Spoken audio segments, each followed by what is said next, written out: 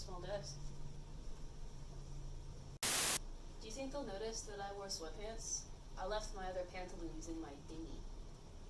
Hello, my name is Finland. I hate that name. Hello, my name's Finn. I'm a representative of the Muddy Water Accord.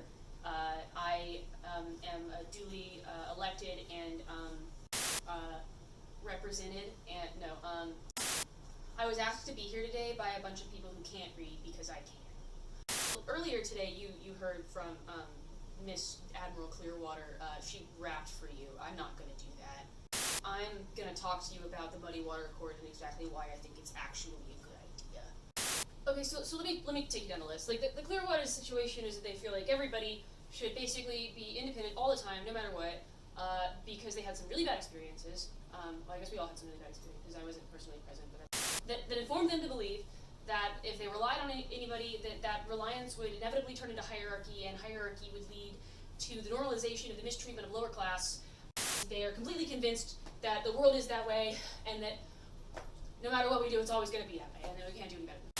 The Muddy Water Accord is based on the idea that a free individual is actually less desirable than a free community of individuals who work together to maintain one another's independence through mutual aid. So I would like to point out that ships have captains for a reason. A sailor's not a slave. He's a guy who signed a charter, signing a contract, and agreeing to be a part of something that somebody else made ain't the same thing as being complicit in the abuse of the lower class. You know, whenever you're at port, everybody's a fucking sailor, right? But whenever there's a storm, you all stop being peers and you start being people who report to the captain. And so I reject the premise that hierarchy unto itself is slavery. Sink or swim, we survive together is a big component of this system of belief that I am encouraging you to adopt. The situation is that the Clearwaters think that we don't have the means to fucking win, but we do, actually. The Junkerpunks were merchants before the board ever formed, and we have been strangled over the past several months. The San Saba board made a really fucking smart move, and then we didn't capitalize on it.